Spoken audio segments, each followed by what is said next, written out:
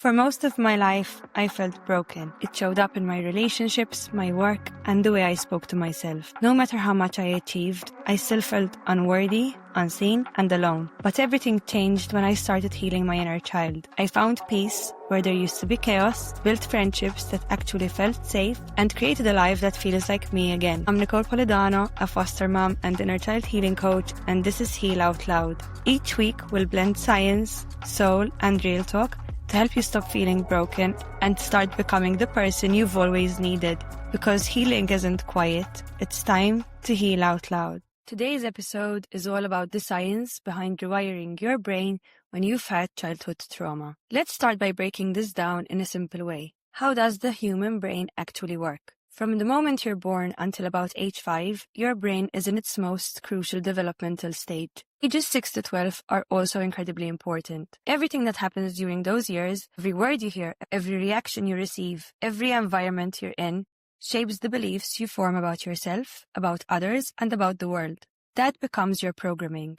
Think about comments like, big boys don't cry, little girls should be seen and not heard, you're not very good at math, money is the root of all evil, you're just like me, you've got a short temper. At the time, those might have sounded like small comments, but to a child, they become powerful suggestions. And children don't question them, they just absorb them subconsciously, like they're writing code into their brain's software. So as you grow up, you keep operating from that same software, whether or not it's actually true. Now let me be clear. Childhood trauma doesn't have to mean something extreme like physical abuse or physical abandonment. Work with clients who come from what many would call normal families, yet they still carry deep wounds from childhood that impact their adult lives. Trauma can look like a parent who was sick or passed away, a parent working long hours and not being emotionally available, a household full of stress, anger, or mood swings, growing up with siblings who needed extra attention. And as children, we take everything personally. We don't understand the bigger picture. So, for example, maybe your mom took your sister to the shops instead of you because your sister cried more when she was left behind. But as a kid, you didn't see it that way.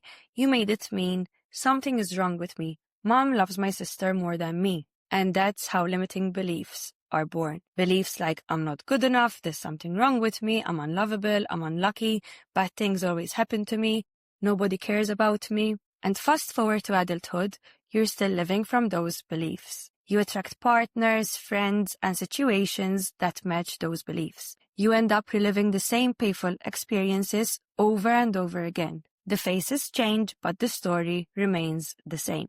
So when a friend betrays you, or your colleagues exclude you, or a partner leaves, it just reconfirms those old wounds. See, nobody really loves me. There must be something wrong with me. You keep feeding that belief, and it keeps showing up in your life. So let me give you an example. Let's imagine Sophia. Sophia is smart, she works hard, she achieves a lot, but deep down she carries this belief.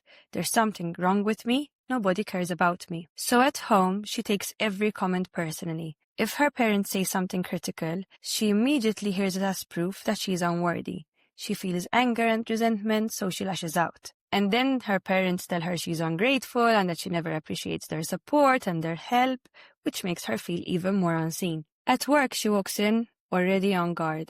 Her thoughts are something like, I hope Sandra doesn't dump more work on me today. I hope someone asks me to lunch, but they're probably too annoying anyway. She already feels anxious, she's already defensive, she takes everything personally and her energy pushes people away. Then she wonders why nobody includes her. But in her mind it's because something's wrong with me, nobody cares. But in reality it's her belief system creating that environment. And Sophia with friends, oh my god. She complains they never do what she likes, or she makes them feel responsible for her happiness. Eventually they get tired and meet without her, which again reconfirms the belief, see, nobody cares. So do you see this cycle? This is why I always say, the more we live from our limiting beliefs, the stronger they become. But here's the thing. At some point, you have to decide that enough is enough. You have to realize that you're no longer that child. You're not actually a victim anymore.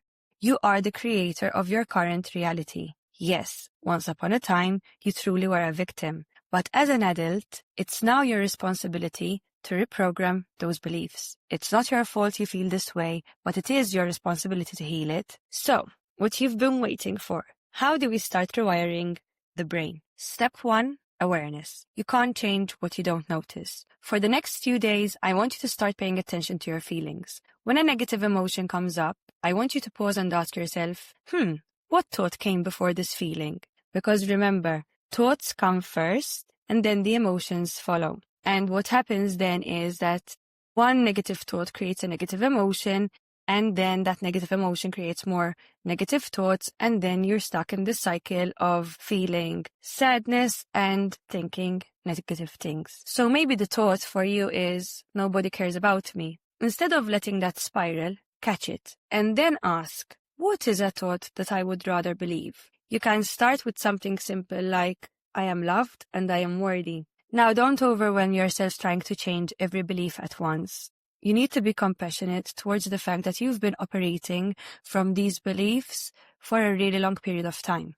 So we need to start changing one belief at a time. Think like Jenga. If you remove all the boxes at once, it's going to fall. But if you slowly and if you tread carefully, then you continue growing your Jenga tower. So choose one belief to work on. Every time it shows up, notice it, interrupt it, and replace it with something better. Step by step, you're building a new program.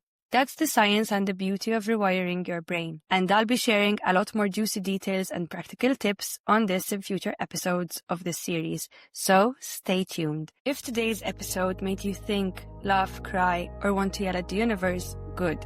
That means something moved. Make sure you hit follow, share this with a friend who's healing too, and remember, you don't have to heal quietly anymore. See you next week for more truth bombs, breakthroughs, and a little bit of magic.